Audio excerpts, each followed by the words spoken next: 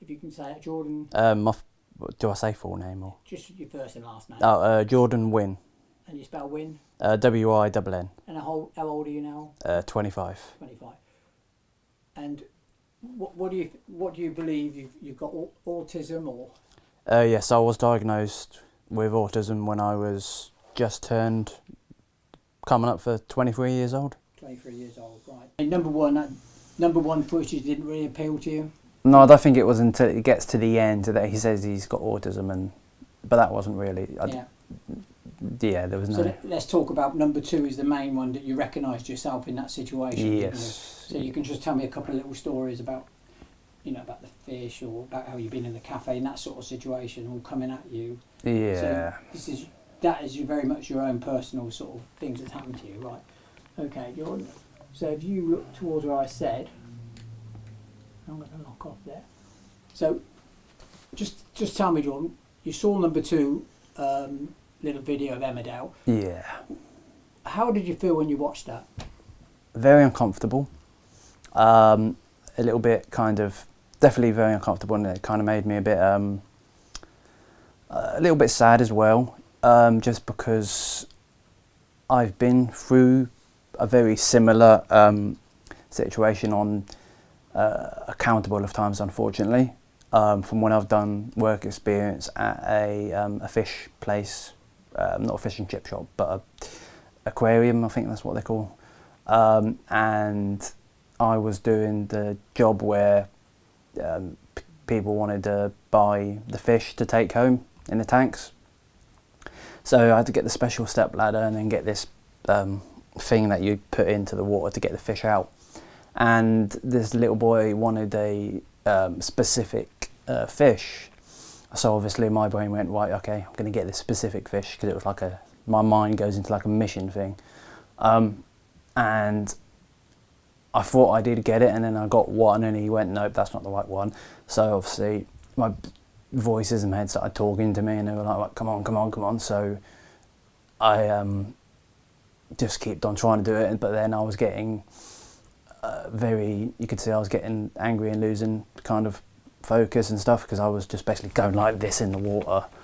And then his mum or dad was like, it's fine, it doesn't matter now. And then they kind of just casually walked off, and I didn't really notice because I was a bit frantic or something like that, just trying to get the fish. And then the lady came in and was like, shouted at me to get down, and she took me to a side and was like, this is not how we work here, you did it, or something, I can't remember. Most of it, I was 16 or 17, so I'm 25 now, so that was quite a while ago. And she said something, and then it was a thing of, right, what are we going to do? And I just went to the back, got my coat and bag and walked, because... Actually, they know what he's... So, out of the 3 we watched, yeah, number 2 was the only one that really appealed to you? Yeah, I mean, number 3 was good, but it was more just that kind of acceptance, I suppose, but it didn't really feel like that. It's like what just happened was like that. It just, I don't know, it just didn't really, it felt a bit awkward kind of thing watching it. It was like everyone was kind of just dilly-dallying and pretending and stuff. So, I don't know, just, yeah. Number 2 definitely was more hard-hitting for me, personally. Brilliant. So here again where my hand was. Okay, Jordan, here we go again then. Right, here's the question, Jordan. Number 1, tell us about your autism and how it affects... We try and keep them about 20-25 seconds each answer, sort of, if you keep that in your mind.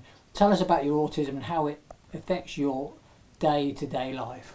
So, best way I'd explain my autism is I would say I've got high functioning brain. I'd say sensory issues.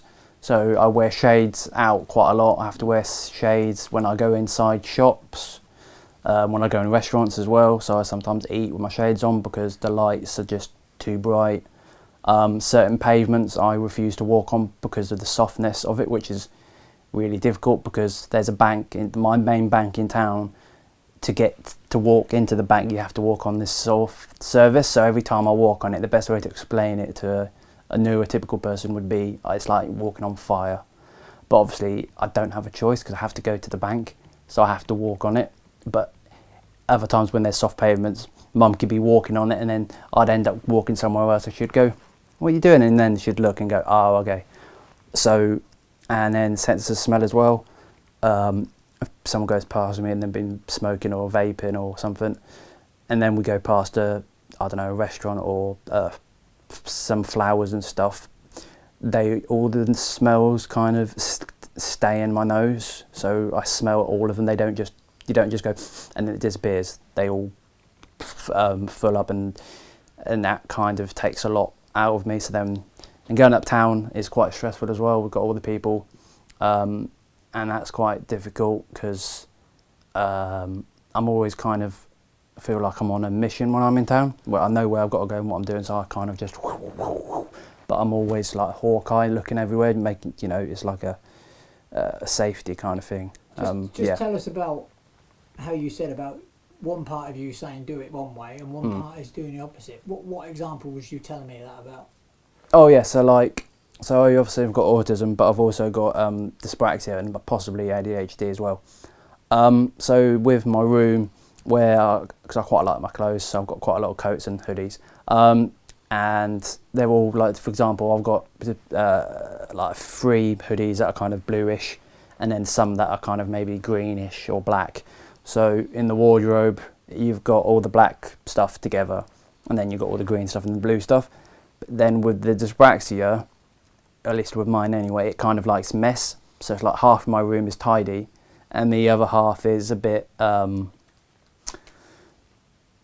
of. If it was a person, I would say it was awkward.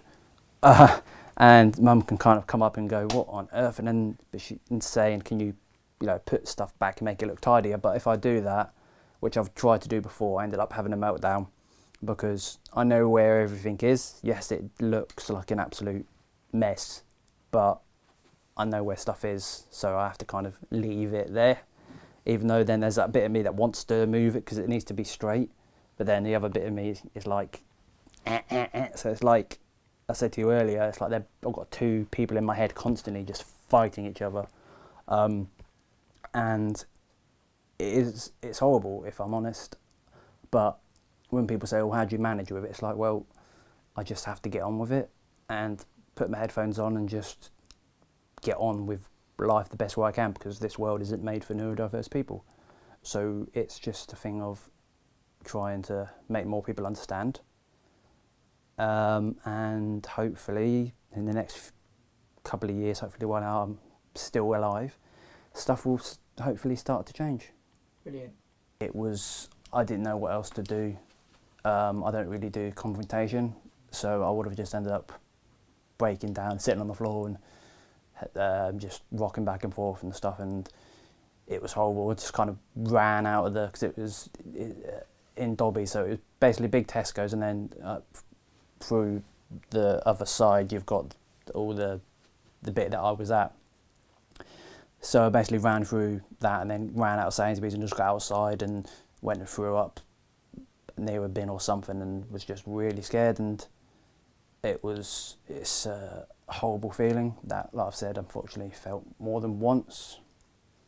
From when, I can't remember what the other one, I was doing something and then someone else came over to me and was like, "Oh, can we have this?" And I was like, "Yeah, I'm just doing this person." And then someone else came and was like, "This," and then I just ended up kind of shouting, and then they were like, "Okay, calm down, we're just asking a question," and I didn't take it very well and ended up kind of walking away from that as well. And I kind of look back at it now and kind of wish I didn't walk away, but it was probably better for me and for the people there that I did walk away, because it might have ended a bit differently. So brilliant. Let's get a quick shot of your hands there together. Just keep them together there.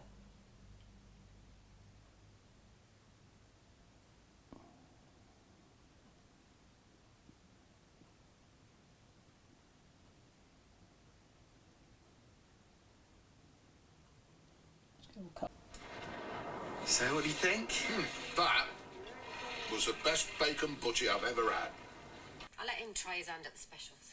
Could I also interest you in a pastel donata? As long as the profits keep going up.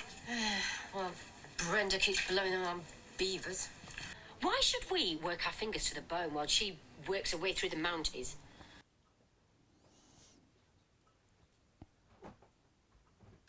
Louis, I'm going to have to nip across the road for 5 minutes. You can be okay on your own.